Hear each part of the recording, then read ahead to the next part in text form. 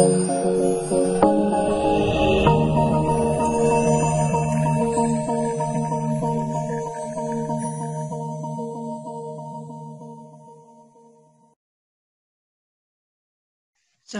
warahmatullahi wabarakatuh.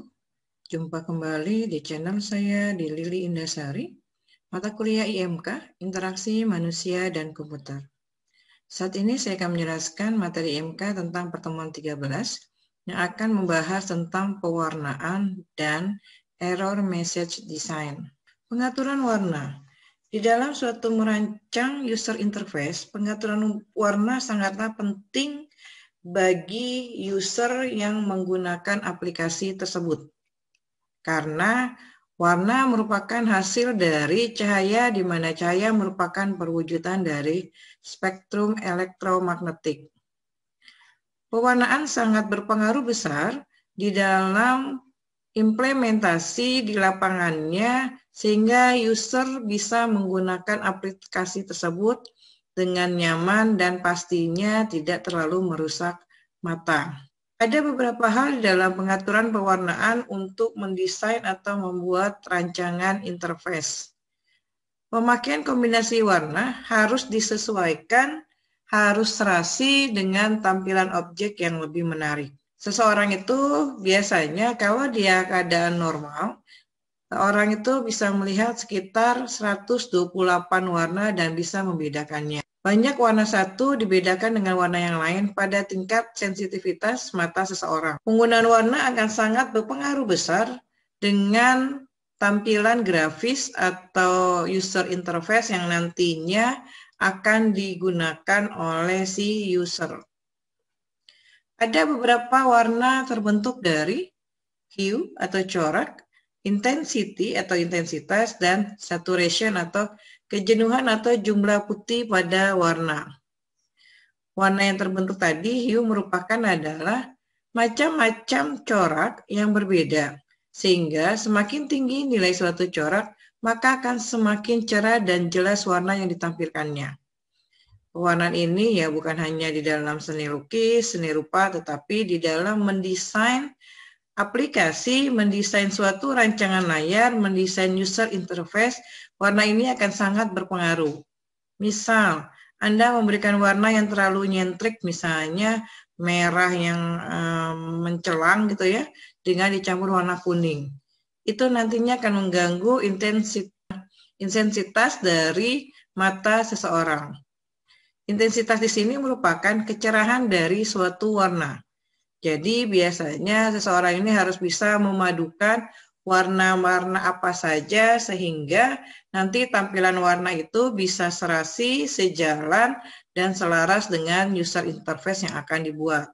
Bahkan kadang-kadang orang membuat suatu desainnya dengan pewarna ini tergantung dari perusahaannya. Misalnya perusahaan itu memang ada warna birunya, nanti gimana caranya di background-nya atau di tampilan layarnya itu akan diberikan warna-warna biru sehingga sesuai dengan image dari perusahaan tersebut. Berikutnya adalah saturation di sini adalah kejenuhan atau jumlah putih pada warna. Semakin sedikit putih dari suatu warna, maka nanti semakin gelap. Warna secara keseluruhannya bisa dibedakan menjadi 150 hue dan 7 juta kombinasi warna. Jadi di sini seorang desainer harus mampu dan bisa mengkombinasikan warna-warna antara warna yang satu dengan warna yang lainnya. Kalau warna-warna normal yang sudah kita ketahui, misalnya seperti warna putih, hitam, itu bisa dipadukan hampir ke semua warna. Ini ada beberapa tabel kombinasi warna terbaik. Kalau background-nya putih, misalnya ini contoh, kemudian garis tipis dan teksnya, kasih beri warna biru 90%, hitam 63%, merah 25%. Garis tebalnya apa yang mau dibuat? Tulisan sama background dan warna yang lain itu tidak menimpa satu dengan yang lainnya. Bahkan kadang-kadang ada tulisan itu yang tidak terbaca karena menimpa tadi beberapa warna yang dibuatnya. Sedangkan ini adalah kombinasi warna terburuk. Jadi di slide saya tadi ada kombinasi warna terbaik. Ini harus bisa dipahami warna-warna apa saja yang bisa dikombinasikan. Kalau putih sudah pasti netral ya, bisa kemana aja, dan hitam. Misalnya warna biru ini kalau garis putih dan tipis cocoknya pakainya putih, kuning, cyan. Kemudian nanti kalau untuk penulisannya garis dan teksnya bisa digunakan warnanya kuning, magenta, hitam, cyan, putih. Kadang ada orang yang memberikan warna di belakangnya itu dikasih shadow lagi, sehingga warnanya itu mungkin menurut pembuatnya itu akan semakin cantik dan bisa interaktif. Ini kombinasi warna-warna yang tidak disarankan atau kombinasi warna yang buruk. Contoh misalnya di sini warnanya hitam, biru, merahnya mungkin merah tua, magenta. Di sini biru, garisnya magenta. Jadi antara garis dengan pewarnaan itu hampir sama, tidak ada kombinasi warna yang selaras. Saat membuat aplikasi, seorang desainer harus memahami tentang pewarnaan tadi yang sudah saya sebutkan. Psikologi warna itu agar percampuran warna menghasilkan warna yang menarik, tidak merusak mata, tidak membuat mata seseorang atau user itu nantinya akan letih, dan lelah, sehingga warna itu bisa ditampilkan dengan fitur-fitur yang akan digunakan oleh si user. Ada beberapa hal di dalam merancang user interface, kesalahan dalam pemanfaatan dan pemberian warna. Adapun beberapa kesalahannya yang biasanya sering dilakukan yaitu 1. Kesalahan dalam pemanfaatan warna. Warna yang dipakai untuk mengkomunikasikan makna atau arti.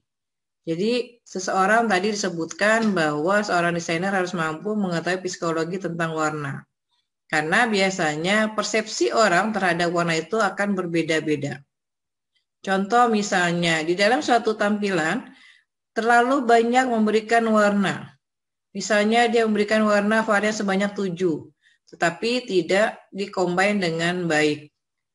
Warna yang dipakai tidak konsisten. Oleh karena itu, ada beberapa hal panduan di dalam memakai warna secara efektif. Batasi warna. Maksudnya, penggunaan warna boleh antara warna yang satu dengan warna yang lainnya, batasi 4 atau 5 warna pada Windows-nya, dan tidak lebih dari 7 warna pada suatu sistem interface. Apalagi memunculkan warna-warna yang terlalu ngejreng, sehingga akan bisa membuat mata itu menjadi lelah, kemudian membuat mata itu tidak nyaman untuk melihatnya. Beri warna untuk user text. Biasanya pemberian warna ini pilihan yang dilakukan user sebaiknya diberi warna yang berbeda-beda. Misalnya kalau user text-nya A, kasih warnanya hitam. Untuk user text-nya gelap atau user text yang tidak baik, misalnya dikasih warnanya merah, dan seterusnya. Warna itu bisa diubah. Jadi si user nantinya bisa merubah settingan warnanya tergantung sesuai dengan keinginan. Mulai dengan rancangan monokrom, yaitu dengan satu warna, atau warna satu persatu sampai selesai. Dan terakhir biasanya konsistensi di dalam pewarnaan. Untuk error message biasanya selalu diberikan warna merah. Contoh misalnya, kalau misalnya seseorang mendapatkan nilai rapot, kemudian nilai rapotnya kurang baik, ada yang di bawah rata-rata, biasanya ibu gurunya memberikan atau tulisannya pulpennya pakai pulpen warna merah. Dalam hal ini, konsistensi error message biasanya kebanyakan digunakan dengan menggunakan warna merah. Perhatikan pasangan warna, harus bisa mengkombinasikan pasangan warna apa saja yang akan dibuatnya. Tadi sudah saya tampilkan tabel dalam pewarnaan pasangan warna yang terbaik antara tulisan dengan interface-nya. Kemudian adanya perubahan warna. Perubahan warna biasanya merupakan status atau kondisi yang sedang terjadi. Pilihlah antara grafik dan warnanya yang menampilkan pewarnaan warna-warna yang baik. Error message design.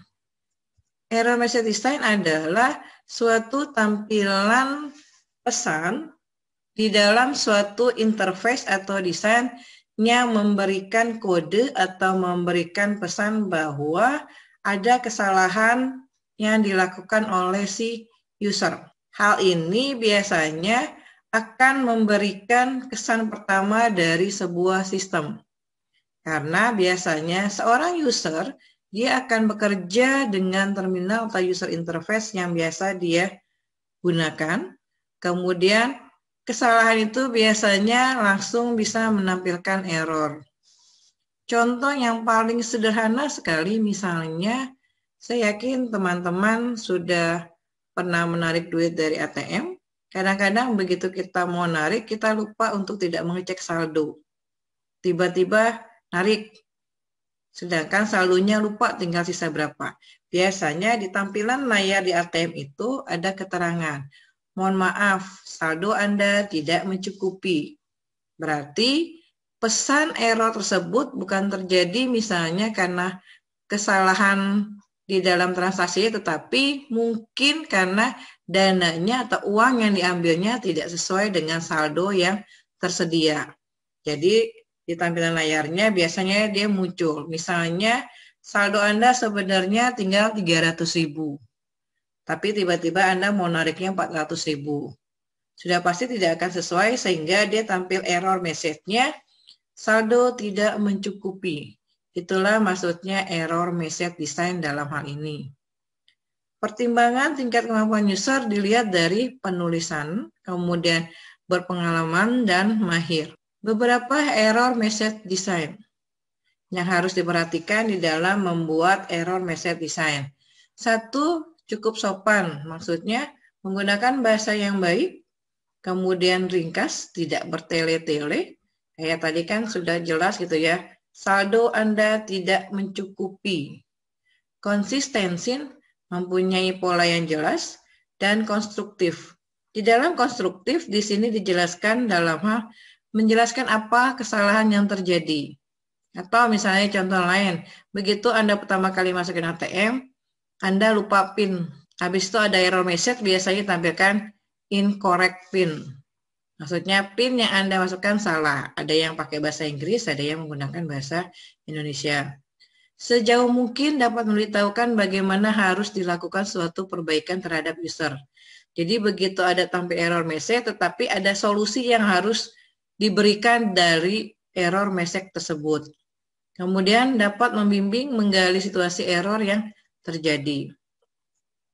Contoh misalnya ini error message desain yang buruk atau kurang baik, tiba-tiba tanpa ada pemberitahuan yang lain, di sini nomor pesanan salah. Input aja belum, tiba-tiba nomor pesanannya salah. Ya, di sini langsung cetak pesanan, input, tiba-tiba warningnya di sini nomor pesanan salah. Kenapa error message-nya buruk? Error message yang tadi buruk karena 1, menuduh user melakukan kesalahan. Padahal mungkin tampilannya tidak terlalu interaktif. Kedua, tidak sesuai dengan kemampuan user dan pengalaman user. Ketiga, tidak sesuai dengan konteks dan tidak memberikan alternatif solusi. Kalau nomor pesanan salah, seharusnya ada alternatifnya dan memberikan solusi untuk si usernya. Contoh misalnya dalam layar ini, nomor pesanan sudah pernah dicetak. Ya, misalnya nomor pesanan yang mau dipesan itu sudah pernah dicetak. Apakah ingin dicetak ulang? Kalau cetak ulang, berarti di sini ada klik ulang. Kalau tidak mau dicetak, berarti dia tinggal keluar. Kalau enggak, dibatalin. Mengapa error message di atas baik berbeda dengan yang tadi? Karena menyatakan masalah yang ada bukan pada user. Pesan yang terjadi itu jelas, kemudian menawarkan solusi. Jadi, udah dicetak belum? Dia mau cetak lagi apa enggak? Nah, ini memperbaiki dan dengan mengklik ulang kalau memang pesanannya belum dicetak. Demikianlah materi IMK pada pertemuan kali ini. Terima kasih sudah menonton channel saya. Jangan lupa like dan subscribe di channel Lili Indasari, mata kuliah Interaksi Manusia dan Komputer atau IMK. Terima kasih.